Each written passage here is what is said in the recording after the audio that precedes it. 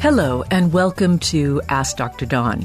The opinions expressed in this program are those of the speakers, and this is a program intended for education and entertainment. It should not be construed as a substitute for a medical consultation. Let's go to something useful for everybody, and you probably have heard of the old maximum heart rate formula. Your heart rate for your best heart rate for exercise. I was trained on the 220 minus the age is your maximum heart rate, and then your aerobic exercise is about 70% of your maximum heart rate. So you, in order to build aerobic fitness, you go to 70% of the maximum, and the sort of above 70%, you're getting into the fat burning and muscle building area. So that's from 1971. And when you look back critically at that paper, it kind of stinks. The original study combined data from several different sources, and it didn't have criteria about who the subjects were or what the exercise protocols were. And the formula was kind of fitted by eye. They didn't use any proper statistical model to come up with that formula. So it's become exercise science orthodoxy, and yes, indeed, taught in medical schools and all of that. But newer research suggests that, well, once you apply rigorous statistics, the age-related decrease in maximum heart rate is much slower than the original formula implies. One commonly cited alternative is the Tanaka equation. So get out your phones or your pencil. We're going to do a calculation. I want you to take 208, and subtract your age, and then multiply that by 0.7. And that is your theoretical maximum heart rate. It's closer to the amount, but this is, again, medicine for the average. So that's the center line of the bell curve. And in this case, the bell curve is not narrow, it's broad. So certain individuals that will be way above, overestimating their maximum heart rate that they're capable of achieving. And I'll explain how that mechanism works in a second. For others, it will be well below their maximum heart rate and will be kind of an easy heart rate. I'm one in that group where I'm like, well, I'm not wiped out enough to be exercising at my maximum heart rate. So I must be an outlier, and I probably am in that direction. With respect to a different study published in the Public Library of Science in October of 2025, it used 7 different formulas. Then they did the 7 different formulas on 230 people. And of course, these were individuals. They had all 7 different numbers. And they found that individual predictions were off by as much as 20 beats per minute in either direction, meaning that what would be moderate exercise for one 50-year-old could be vigorous exercise for another. So what should you do to keep yourself safe and in your training? Pick one method and stick to it, and just look for improvement. What's improvement look like? Well, improvement looks like you can go further and faster with a lower heart rate. And if you'll know if your training method is working, if that's headed in the right direction.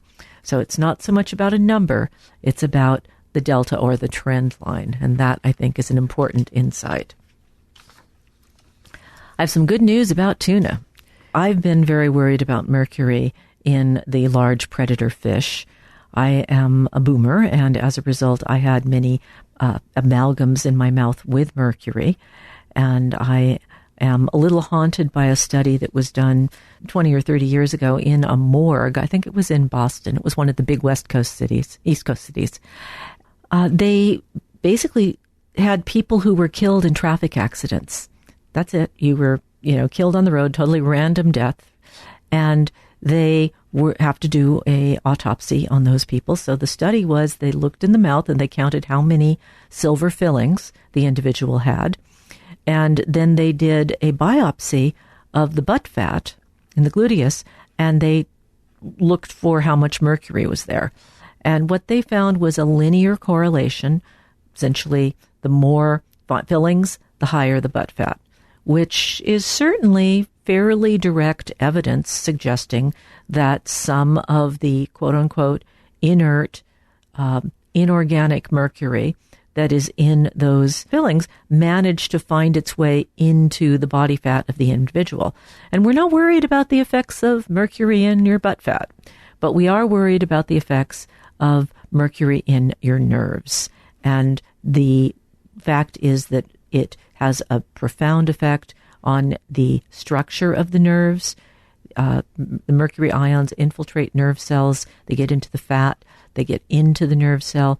They cause microtubule disassembly that affects the structure.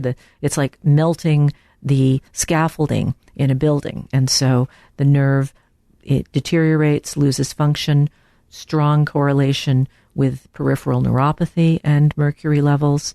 And I haven't seen a study looking directly at fillings and peripheral neuropathy, but it's water under the bridge, right? Because the dentists have stopped using mercury amalgam, just kind of backed away slowly. We're not admitting there's a problem. We're just look over here. Let's use this instead. It's prettier. It's white. So, tuna is a large predatory fish, and it eats smaller fish, which eat smaller fish, which eat smaller fish. And so at each level, the smaller organisms absorb mercury, and then it just concentrates, and the large fish live longer, and so they can absorb a lot of mercury. But a recent assessment came out in ConsumerLabs that looked at tuna products and found 3 with remarkably favorable toxicological profiles. Now, I want to state I don't love ConsumerLab because it's a pay-for-play organization. If you want to be evaluated by ConsumerLab, you have to essentially pay them a fee, and then they ostensibly, I hope it's true, they basically analyze those who are in the cohort that they're testing. You have to have confidence in your product to submit it to ConsumerLab, and I suppose, if you think that through, you wouldn't want to pay your money, submit it, and then have it come up snake eyes really bad with a lot of mercury. So you're standing by your product just to put it to this test. So to be, just thinking about it, I'm inclined to go with these products. There's a company called Safe Catch, and they had, in 2 of their tunas, they had no detectable levels of mercury. The Wild Elite Pure Tuna and the Wild Ahi Yellowfin Tuna. And I think I've seen those at our local Costco. So, Costco. You see it on Thursday. It might not be there for another 2 months or ever again. They're not terribly consistent in a lot of the products. And so I think tuna is an excellent food source. It's high in omega-3 fatty acids. And if we can be getting tuna that does not have mercury in it, I will go back to eating tuna. I would particularly like some ahi. Thank you very much. Loved that ahi sushi, but haven't had it in years. I was trained that we should tell people that if they were trying to conceive, the man should refrain from ejaculation for at least 2 to 7 days prior to providing sperm for his fertility test, or more pertinently, for in vitro fertilization. And these guidelines were based on maximizing sperm count. Well, it turns out quality is more important than quantity. A meta-analysis of 115 studies involving nearly 55,000 men found that the longer sperm stays in the body, the more it deteriorates. Older sperm show increased DNA damage, poorer motility, and cell damage from free radicals. This pattern held true across 30 non-human species as well. A separate clinical trial of 453 couples suggests that the distinction really matters.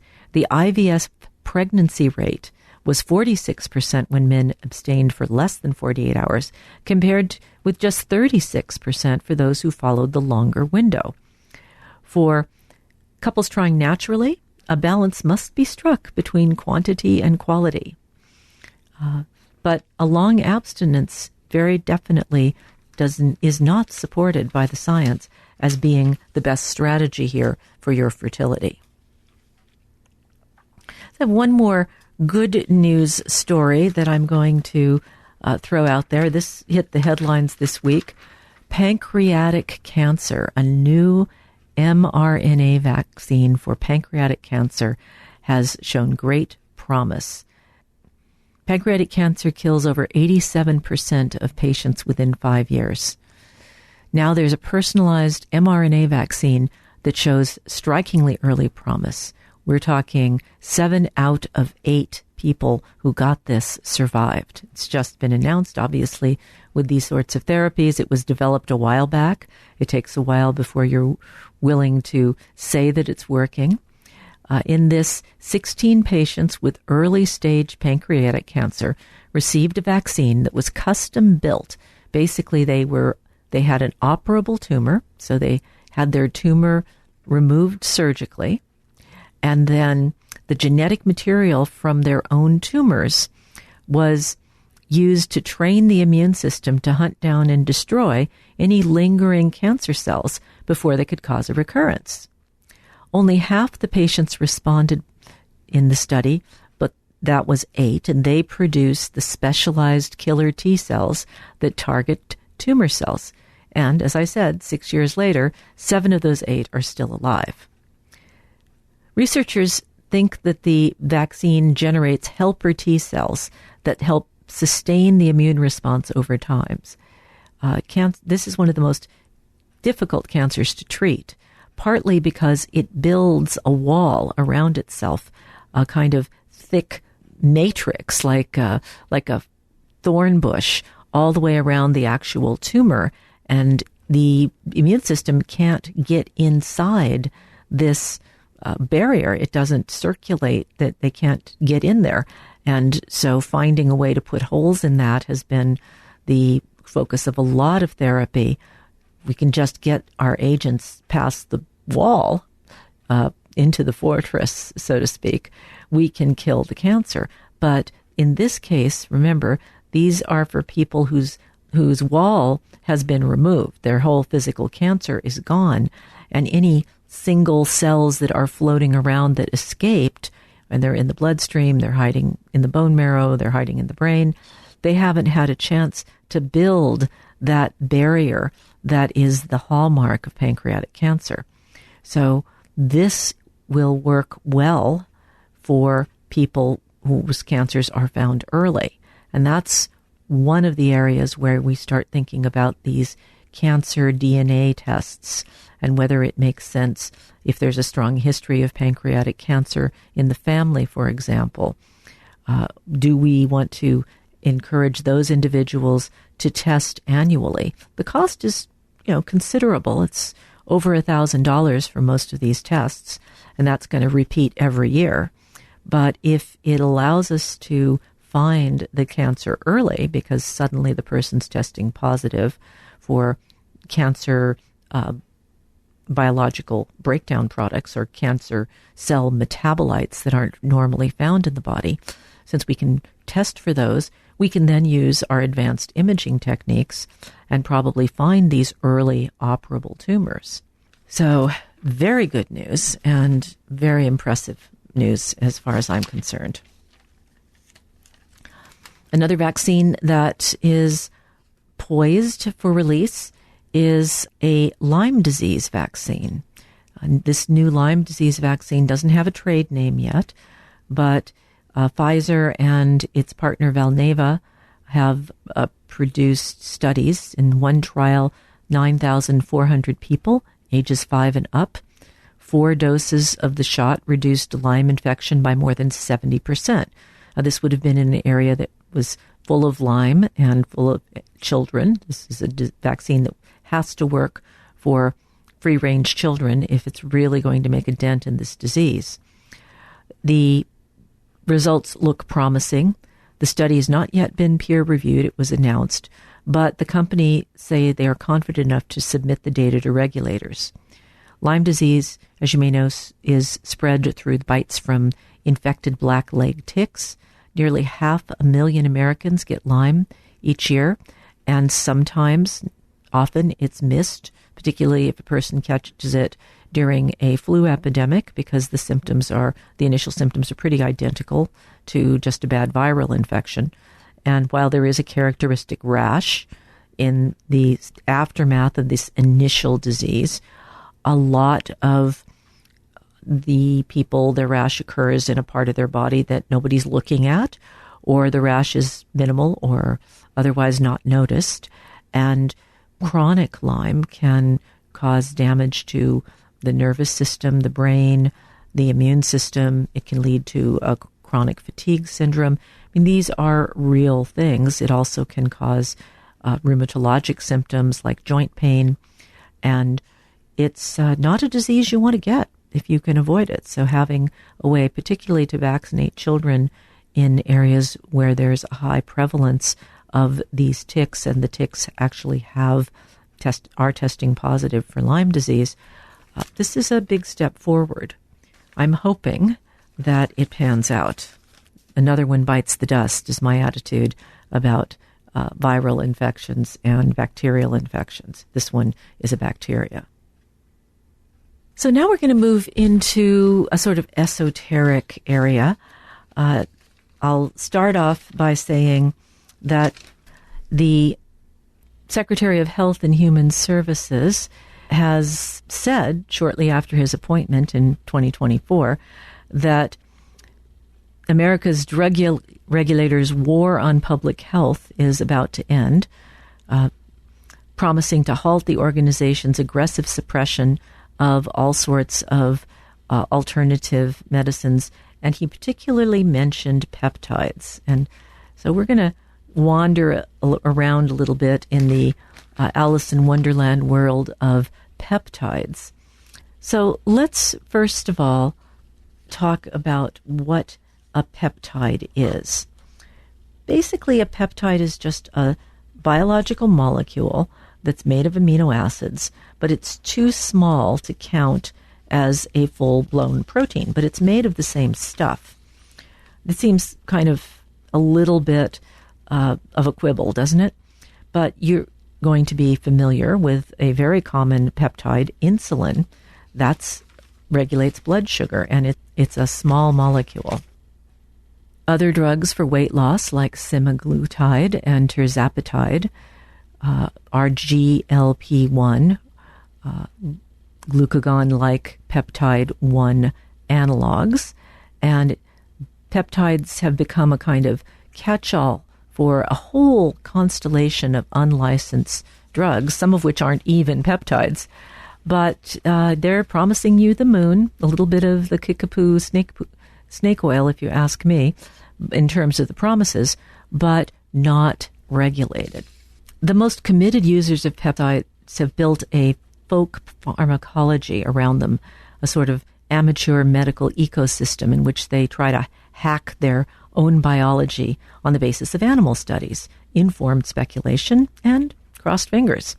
Self-Hacked is one of the most venerable and long-lived I guess it's a blog, and lots of people have responded to that. I've actually, on searches, found myself reading through some of what they have to say, and they're reading the literature, okay? Let's give them credit. They're extrapolating from it, and there are forums that are full of self-taught researchers that discuss the latest studies and think about dosing schedules and argue about drug combinations. And they see themselves as short-circuiting a medical system that they see as overly slow and overly cautious, and which is organized around curing diseases rather than optimizing well-being. And, of course, we have Joe Rogan, who is the world's most popular podcaster. He's a fan. We'll come to the bodybuilder cohort in a moment. But on February 27th, on Mr. Rogan's podcast, Robert F. Kennedy Jr. announced his intention to allow 14 peptides to be prepared by licensed compounding pharmacies in the United States on prescription. Last month, one of my patients came in and asked me if I would prescribe or what I thought about prescribing a peptide that is purported to improve sexual desire. I looked it up. It's actually supposed to be for perimenopausal women. This person is well past menopause, but certainly also has an interest in maintaining an active sex life. So what's the harm? Well, that's the problem. A century ago, it was legal. Athletes could use mixtures of strychnine, heroin, cocaine, and caffeine to improve their performance. By the 1950s, it was the age of hormones, and testosterone and its synthetic alternatives started to rise, first in weightlifting, then in gyms, then across professional sports, as we all know those stories. The East German swim team to the Barry Bonds, all of it around the use of steroids. Peptides are generally legal to sell in many rich countries, as a loophole allows them to be put on sale for as long as they are marked as not for human use. The websites that offer them go out of their way to refer to them as research chemicals and tell customers they should not be taking the stuff themselves. But, wink, wink, nod, nod, some of the same sites sell sterilized water as well as syringes. But, yeah, this is for your cat. Some even provide helpful video instructions on exactly how to administer the compounds they send out, but that's not the same as advocating their use. And they're much cheaper than drugs when they're sold in this way. So 5 milligrams of Mounjaro, a weight loss drug made by Eli Lilly, costs about $255 in England, costs more than 3 times that much here, but God bless America. One online peptide seller says it will send 20 milligrams to you, 4 times as much, for about the equivalent of $100. There are a lot of peptides out there. A compound that is selling very well is Peptide. It's a weight loss drug that's actually made by Eli Lilly. The drug is still in clinical trials. It's not been approved for sale by any medical regulator, but it's an easy molecule to make. And firms and individuals are offering to sell this product. There's lots of websites that will actually sell it to you.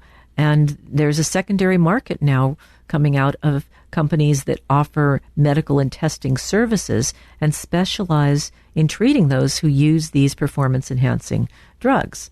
And this is an online marketplace that is just undergoing a mushroom explosion. You know how it is out in January after a rain. You walk out and suddenly that pile of leaves in your backyard is just blossoming with little white mushrooms, and you think, wonder if those are edible. And then you say, no, let's not try it. I hope. Now, the blockbuster success of GLP-1 drugs, a triumph, I will say, for conventional medicine, has helped normalize buying drugs from questionable sources. 28% to 50% of people who use GLP-1 drugs have bought them from unlicensed websites or sellers on social media at least once. And this unnerves me. One issue is, with no official oversight, there's no guarantee that a peptide bought online is actually what it claims to be. In a study looking at 27 gray market peptide samples, this was carried out in Belgium, published in 2018. Yeah, this stuff has been going on for a while. They found purity levels ranging from 5% to 99.9%. 6 vials contained more arsenic than the legal maximum, including one with levels far higher than permitted, as did one for lead. A concierge doctor firm, Private Medical, has a Dr. Jordan Schlein. He reported to the author of this article that one patient asked him to check a vial of L-carnitine.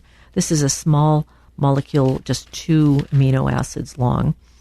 The patient was feeling pressured to take it. Dr. Schlane sent the bottle for testing and found it contained multiple unidentified components, including 2 synthetic stimulants with ecstasy-like properties, an agricultural weed killer, and an industrial chemical. Now, it probably didn't have really high amounts of these things, but it shows how bad the hygienic conditions in the lab, I'll put that in quotes, of the people manufacturing it is. If you're going to make something and sell it, you want to be sure that you're making what you say you're making and selling what you say you're making. That's basic ethics. In case that was not obvious. Most gray market peptides lack approval, and they don't have a lot of rigorous evidence around efficacy. They also may have unintended consequences. There's a peptide called ipramorelin. It's a peptide that's supposed to boost the body's secretion of human growth hormone. Longevity labs injecting people with human growth hormone go back 25, 30 years at least. And human growth hormone will cause increase in muscle mass. It'll make your skin look and feel younger. So it looks like it's having a rejuvenating effect. Unfortunately, most of the rejuvenation is occurring externally. Side effects include elevated risk of developing some cancers, a condition called acromegaly, in which the bones of the face and hands grow large, and diabetes, and carpal tunnel syndrome, which is a known side effect of this agent. There's an agent called BPC-157. Enthusiasts claim there are biologically plausible reasons to think it can boost the body's repair mechanisms. Yes, but there are also biologically plausible reasons to wonder if it might also increase the growth of existing cancerous tumors. The drug seems to encourage angiogenesis, the creation of new blood vessels, and that's great when you're trying to heal a wound or heal up after a surgery, but it also, if there is a tumor, which tumors rely on a blood supply to grow, and in fact one of our main cancer-fighting drugs is a drug that suppresses angiogenesis, the development of new blood vessels. Without some really good long-term trials, this thing might be a pro-cancer agent, and yet you can buy it, well, on the web. Finally, regulatory interest is cracking down. In August of 2025, Health Canada seized a cornucopia of drugs sold by the firm Canada Peptide. The EU in September of 25 issued a public warning of impurities, toxicities, dangerous interactions with other medications, and it's trying to promote cross-border collaboration with enforcement officers and the blocking of websites. But the EU is still, those countries are strongly nationalistic, and there's a lot of balkanization between them.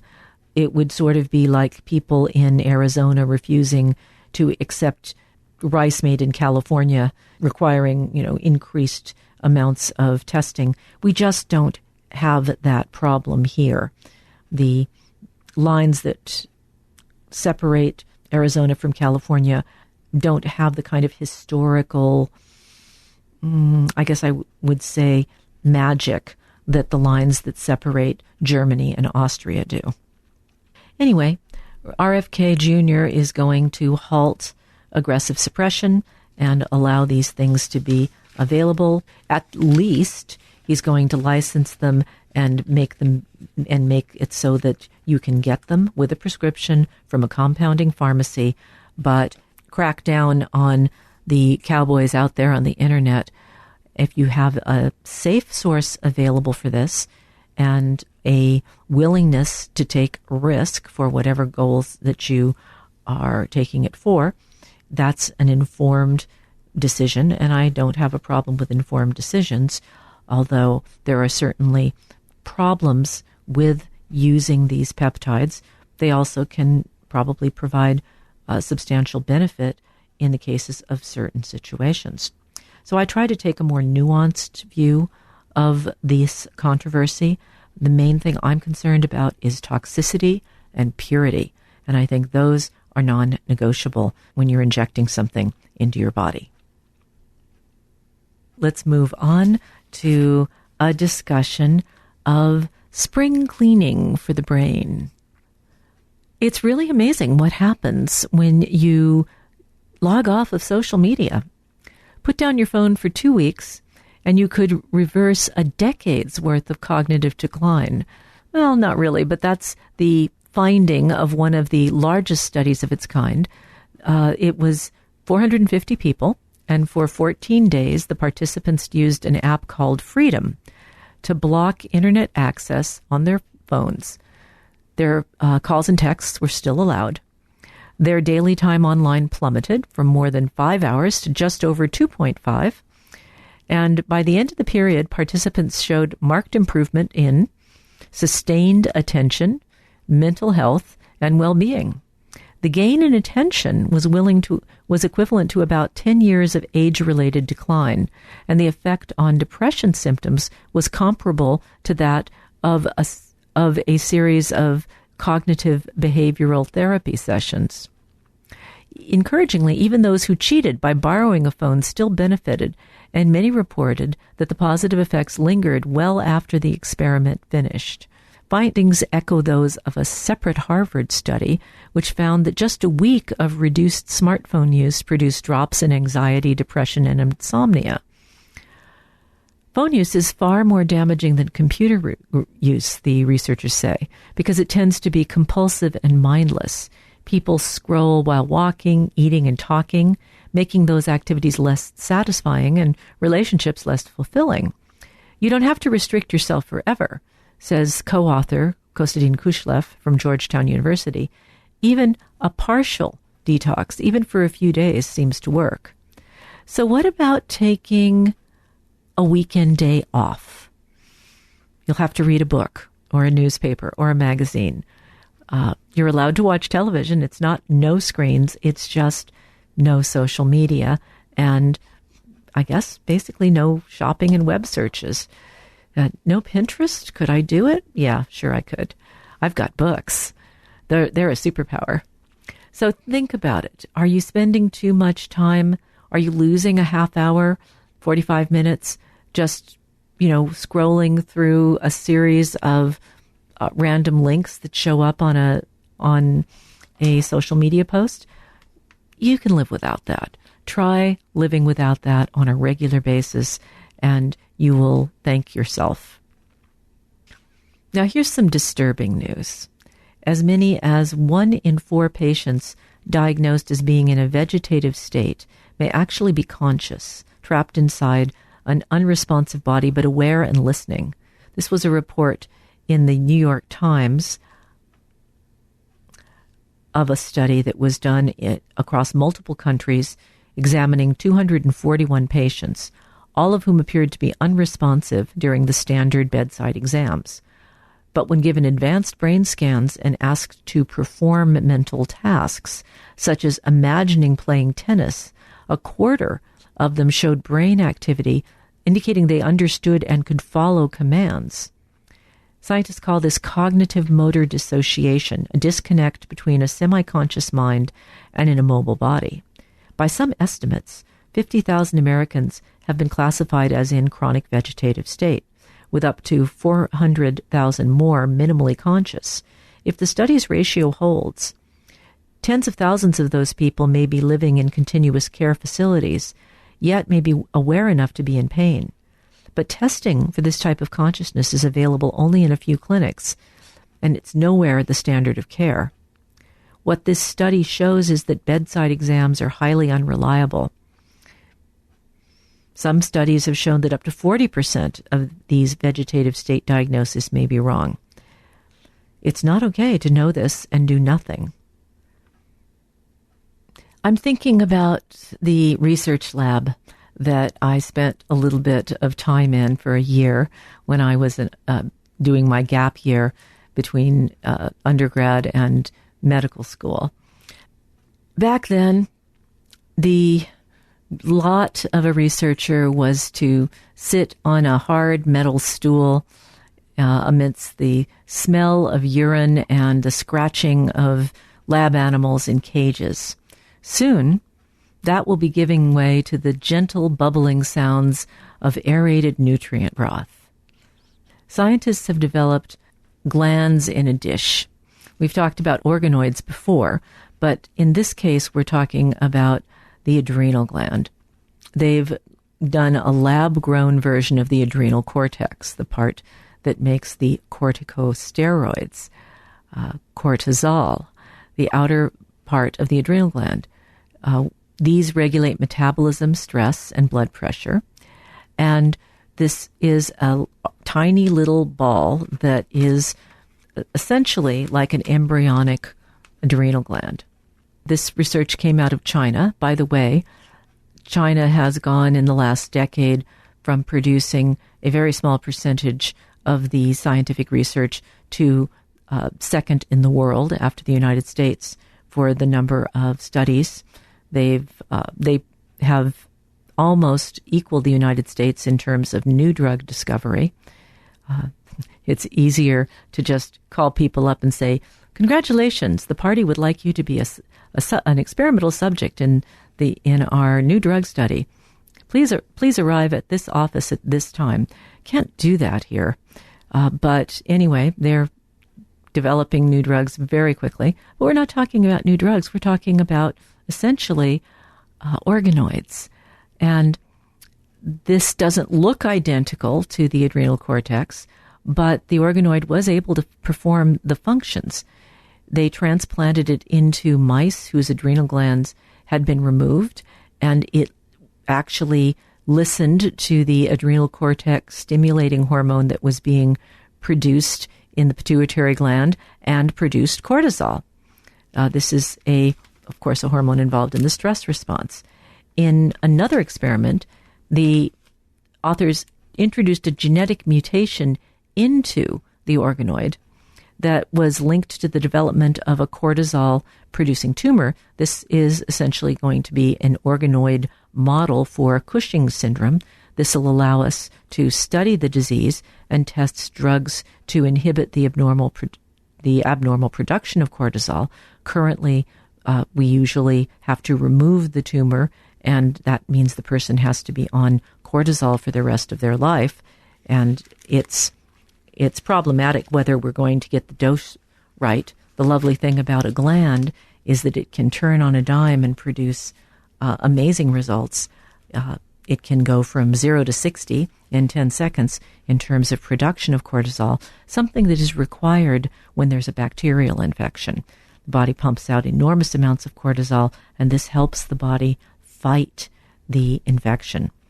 It's a anti-inflammatory, so it also helps prevent the cytokine storm. So it's a very nuanced response that we have a hard time producing on our own. So people without adrenal glands are at a much higher risk of complications from infections. Well, you've probably heard the expression, maybe you even know someone who develops hives or rashes as a result of psychological stress. It's just an observed phenomenon that psychological stress exacerbates atopic dermatitis and other inflammatory skin diseases.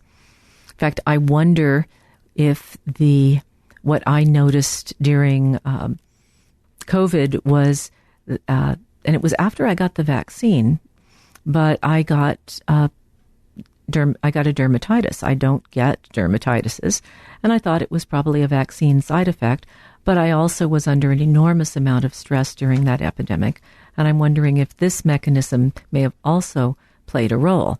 The authors of this study, which is a neuroimmunology study published in Science in March of this year, identified a population of neuroepinephrine-producing sympathetic neurons that specifically go to hairy skin and mediate stress-induced aggravation of skin inflammation using eosinophils, which are typically an allergic response. Eczema is associated with an intense itching sensation. And atopic dermatitis is the most prevalent version of this, maybe 5 to 10% of adults. It's extreme itching, redness, sometimes a little bit of flaking.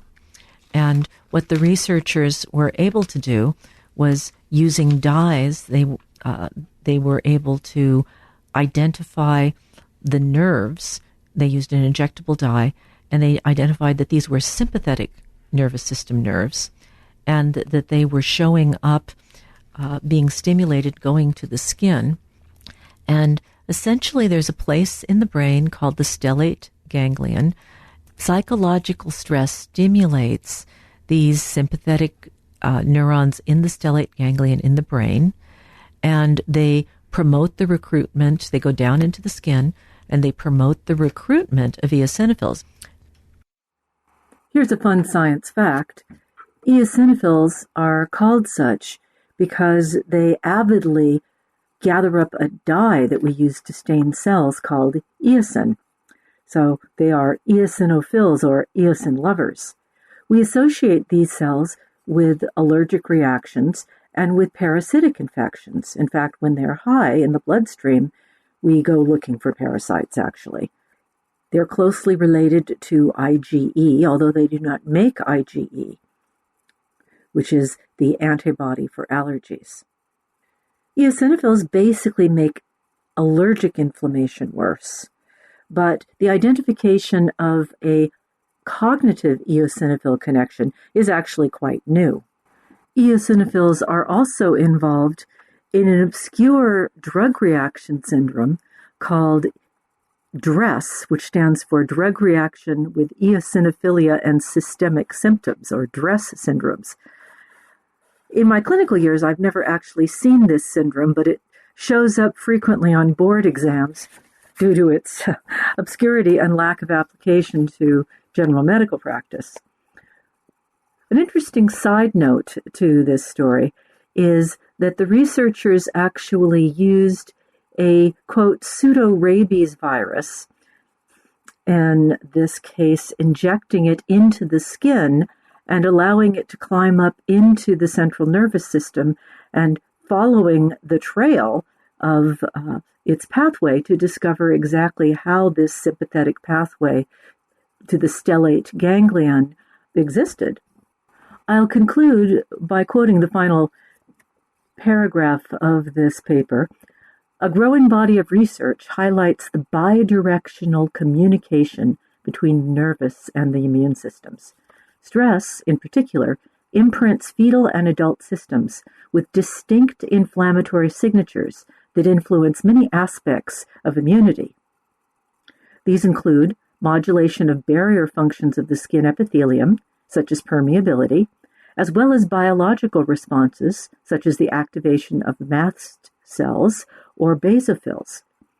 By revealing how specific stress-responsive neuronal circuits can amplify skin inflammation, Tien et al. Offer a mechanistic explanation for the well-documented but poorly understood link between stress and atopic dermatitis flare-ups.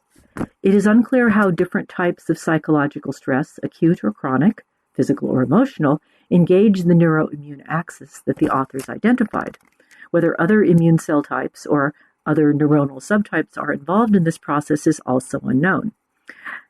Research into the existence of similar mechanisms in other stress-sensitive inflammatory diseases, such as psoriasis or inflammatory bowel disease, is also needed. As you may have heard, the map is not the territory, but the map can be pretty darn useful. This previous story discussed the identification of the neurologic pathway between stress, the stellate ganglion, and the skin, showing a connection to atopic eczema. Eczema, in general, is a condition characterized by dry, itchy, and inflamed skin. It's prevalent during childhood, and many cases begin during the first year of life. It also frequently remits in early childhood. Although eczema is associated with genetic factors, such as mutations in the filigran gene, which causes a leaky skin, so to speak, analogous to a leaky gut, and great chemical sensitivity. Environmental factors obviously playing into that, and also immune factors. Research using mice has provided experimental evidence that early childhood eczema begins in the womb. Using mouse models, the researchers showed that the offspring of stressed pregnant mothers develop eczema-like skin lesions in response to mechanical stimuli that are normally harmless, such as gentle scratching. Although studies in humans have pointed to links between maternal stress during pregnancy and the development of allergic diseases in early childhood, causality has been difficult to establish, hence this mouse study. Shirhan and researchers stressed pregnant mice by exposing them to bright light in the middle of their pregnancies.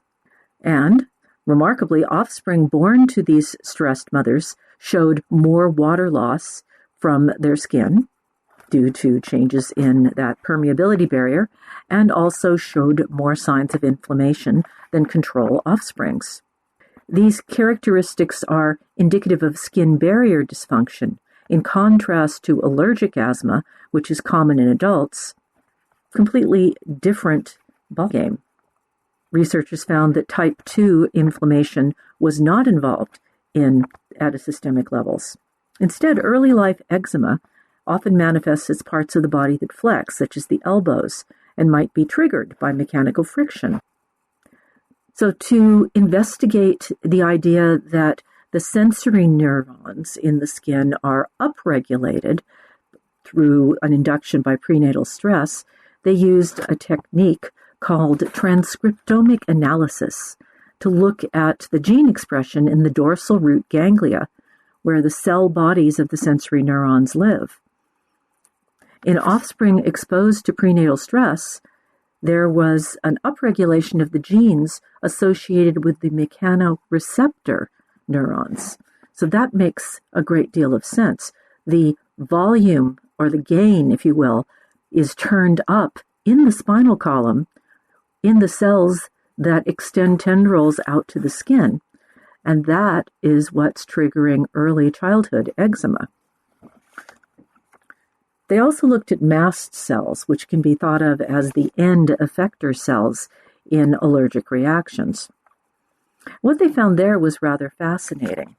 Stress during pregnancy in the mother mice led to increased levels of cortisone in the amniotic fluid surrounding the fetus. The skin of the fetus is colonized by immune cells called mast cells, which are derived from the yolk sac. This is a small structure outside of the embryo. The structure of these the exposure of these mast cells to corticosterone induces transcriptional changes that lead to increased or more easily activated mast cells. So in the weeks after birth, the offspring who were exposed to prenatal stress do develop these eczema-like skin lesions.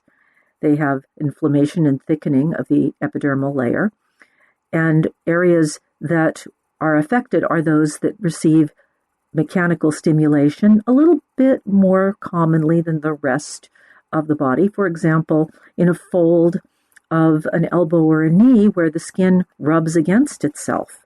That's increased mechanical stimulation. Ordinarily shouldn't cause this reaction, but because the mast cells are activated by that amniotic corticosterone, they do. By about 24 weeks after birth, and that's in mice, so we're talking about probably multiply by about 10 for humans, the activated mast cells are replaced by mast cells coming from the bone marrow. Those are not activated, and so the early life eczema disappears. Just more evidence that everything's connected. Let's see, we have maybe got a caller. Hello, this is Dr. Dawn, you're on the air. Are there any side effects to CBN? CBN is a compound that is one of the cannabinoids, and of course we know CBD and CBN is one that's been getting more attention lately. This class of agents is calming, and it takes most of its action, as I understand it, in affecting the breakdown of anandamide being our own natural cannabinoid, and it's made and excreted by cells in our nervous system and has a calming effect, but it's also broken down very quickly, and it's somewhat euphoric. It's a lovely feeling to take it. It's a lovely feeling to make it, and it's too short. So what the cannabinoids, these other cannabinoids do is prolong the effect, slow the breakdown. And that's my understanding. I think in terms of side effects, that is going to depend on the dose. And I'm really worried about doses that are higher than that that can be achieved without, substantial modification of the extraction process from the marijuana. So people are taking this and concentrating it at levels that would never be found in nature. And so far, we haven't identified much in the way of side effects.